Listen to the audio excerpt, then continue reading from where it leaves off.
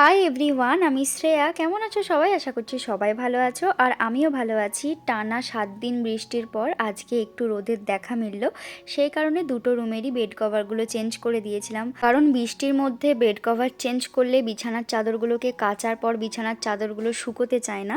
তো সেই কারণেই এতদিন ধরে কাচা হয়নি। আজকে একটু রোদের দেখা মিলতেই বিছানার চাদরগুলোকেও কেচে দিয়েছিলাম।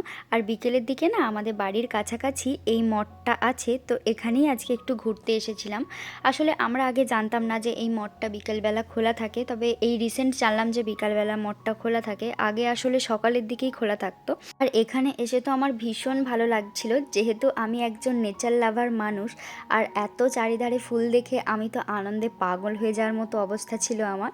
তাই সবগুলো ফুলের ছবি আমি তুলেছিলাম, সাথে সাথে একটা করে ভিডিও ক্লিপও নিয়েছিলাম। আর এই মঠের পাশেই ছিল এই কালী মন্দিরটা, যেটা একদম নতুন হয়েছে। তো ভালোই হলো, আজকে মায়েরও দর্শন হয়ে গেল। তোমাদের সাথে দেখা হবে পরের ভিডিওতে। সবাই ভালো থেকো, টাটা, রাধে রাধে।